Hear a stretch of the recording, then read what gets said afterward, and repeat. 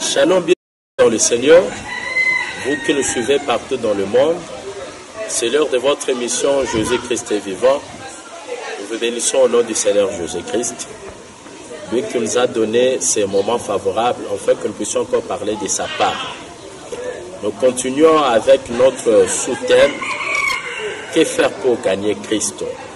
C'est pourquoi nous allons reprendre le verset de Philippiens chapitre 3, le verset 7 jusqu'au verset 8.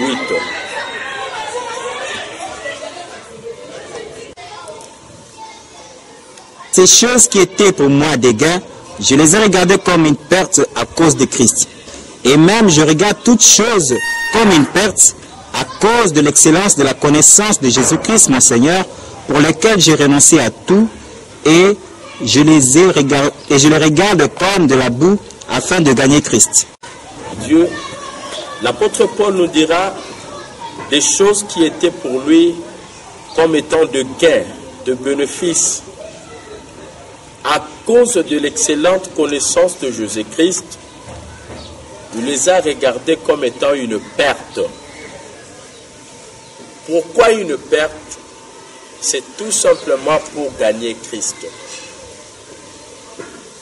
Quand on veut gagner Christ, on doit apprendre à renoncer aux choses viles, à ce qui n'est pas conforme à la parole de Dieu. L'apôtre était un persécuteur de l'œuvre de Dieu. Il marchait selon la loi judaïque. Il faisait ce qui était à l'encontre de la parole de Dieu. Mais quand Christ l'a rencontré sur le chemin de Damas, il lui a dit que Saul, pourquoi me persécutes-tu? Cela veut dire ce qu'il faisait était en dehors de la volonté de Dieu. L'apôtre dira, pour gagner Christ, je devais renoncer aux choses qui étaient pour moi comme étant de bénéfice. Je le regarde comme étant de la boue. Or, la boue, c'est notre vie passée, notre vie mondaine. Elle n'honorait pas Christ. C'était la vie du péché. Nous étions jadis sous l'emprise du malin.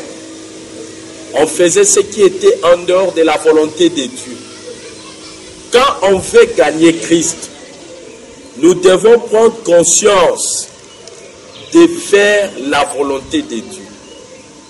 Alors, comment connaître la volonté de Dieu? Elle n'est pas en dehors de la parole de Dieu.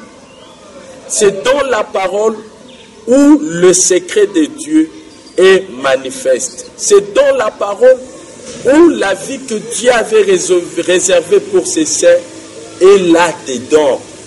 C'est pourquoi, peuple, auprès de notre Dieu, il n'y a pas la vie du péché. Si on veut plaire à Dieu, on doit prendre conscience de renoncer avec la vie du péché. Nous devons abandonner les œuvres mortes. C'est ce que l'apôtre voulait nous dire.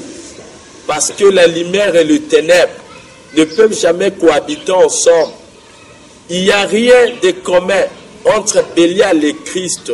Il n'y a rien de commun entre les temples de Dieu et les temples des idoles. Peuple, vous qui me suivez partout, vous devez mettre en tête que Christ va venir. Si notre Dieu avait pris la forme humaine, c'est parce que sur cette terre des hommes, les gens marchaient selon les trains du diable.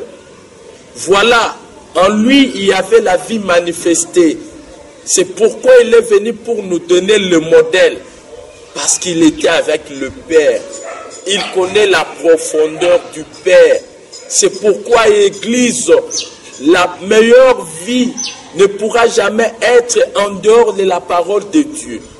C'est en elle où il y a la vie pieuse, bonne, meilleure. Église, apprenons à renoncer. Au moment où nous sommes, beaucoup de gens trouvent plaisir de s'acoquiner aux œuvres sataniques. à ce qui est démoniaque, la vie du péché. Or, il est écrit dans la parole de Dieu, le salaire du péché, c'est la mort. Mais le don gratuit de Dieu, c'est la vie éternelle. Nous devons prendre conscience. Dieu n'est pas un garçon de course.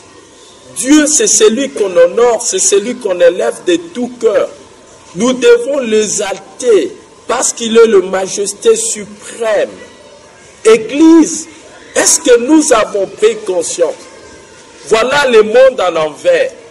Au lieu de venir chercher le royaume, de chercher ce qui est éternel, les gens sont venus chercher ce qui est éphémère, ce qui va passer, va disparaître. Aussi longtemps, la parole de Dieu ne passera jamais. La parole de Dieu, elle est tellement puissante, trop efficace. Renonce à cette vie. Nous allons voir dans les Écritures. Nous prenons le livre de Luc, Luc chapitre 19. Nous allons lire à partir du verset 1 jusqu'au verset 10. Là, on nous parle de l'histoire de Zachée. Luc chapitre 19, le verset 1 jusqu'au verset 10. Écoutons la parole de Dieu.